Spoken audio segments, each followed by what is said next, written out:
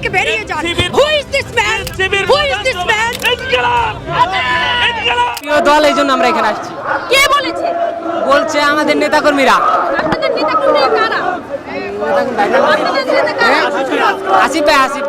আপনি কি জানেন ঢাকা কেন্দ্র শহীদ মিনারে হাজার হাজার লোক জমায়েত হয়েছিল, কিন্তু মজার বিষয় হলো তারা অনেকেই জানতো না যে তারা কার সমাবেশে এসেছে। এখানে প্রোগ্রামে আইছি। কাদের প্রোগ্রাম এটা? বলতে পারলাম না ভাই, ঠিক মতন বলতে পারলাম। চলুন মূল ঘটনা কি সে বিষয়ে বিস্তারিত আলোচনা করি। রোববার ৩ আগস্ট বিকেল ৫টার দিকে রাজধানীর কেন্দ্রীয় শহীদ মিনারে আয়োজিত হয় এনসিপির বহুল আলোচিত সমাবেশ। দলের আহ্বায়ক মোহাম্মদ নাহিদ ইসলাম যখন সমাবেশস্থলে পৌঁছান তখন দলীয় নেতাকর্মীরা স্লোগান দিয়ে তাকে বরণ করেন। দেশের বিভিন্ন জেলা থেকে দলীয় মিছিলে সে যোগ দেয় এই আয়োজনে। শহীদ মিনার এলাকায় সাজানো হয় ব্যানার, পোস্টার ও লাল সাদা পতাকায়।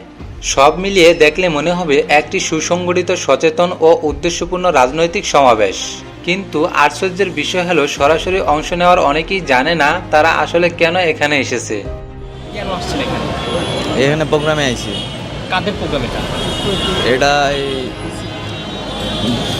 কি ডিসিপ্লিন নাকি কি বলতে পারি। সমাবেশে উপস্থিত জনগণের কাছে প্রশ্ন করলে তারা বলেন, ভাই আমাদের টাকা দিয়ে সমাবেশে আসতে বলেছে তাই এখানে এসেছি। হ্যাঁ, খরচটা মানে আপনারা যতজন এসেছেন তাদের খরচটা দিচ্ছেন। আমরা তো জানি না কেন এখানে এসেছি বা কোন দলের হয়ে এসেছি সেটাও জানি না। আমরা ভাবছিলাম কোনো চাকরি বা এনজিও প্রোগ্রাম আছে, এখানে আসার পর রাজনৈতিক সমাবেশ, কিন্তু কোন দল সেটাও জানি না।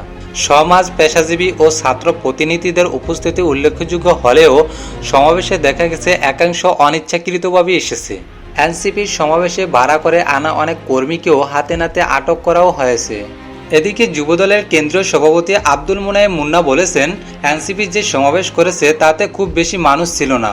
তিনি মন্তব্য করেন, শুক্রবারের সমাবেশে প্রায় 1000 মানুষ এসেছিল, কিন্তু তার অর্ধেকই ছিল ভাড়া করা কিছু নারী।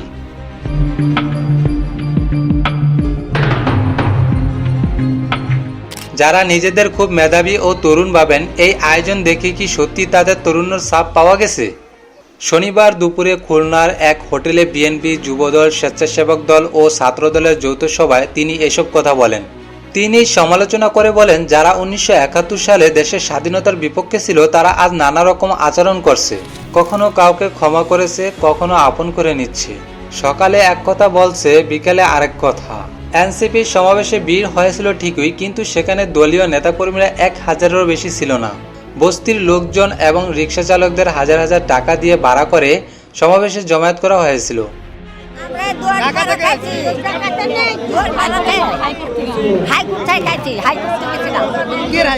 প্রকৃতপক্ষে তাদের উদ্দেশ্য ছিল নিজেদের কাজ আদায় করা ও দেশের জনগণকে বোঝানো, দেখো আমাদের পাশে কত মানুষ আছে। অনেক দেরিতে হলেও দেশের জনগণ বুঝে গেছে হাসনাত আব্দুল্লাহ আর সার্জিস আলমের দলের লোকজন বাটপার। দেশের সম্পদ লুট করাই তাদের দৈনন্দিন কাজ হয়ে পড়েছে। প্রশ্ন হলো, এই যে বিশাল আয়োজন, এই যে মিছিল, এটা কি ছিল প্রকৃত সমর্থকদের নাকি শুধু ভিড় বাড়ানোর কৌশল?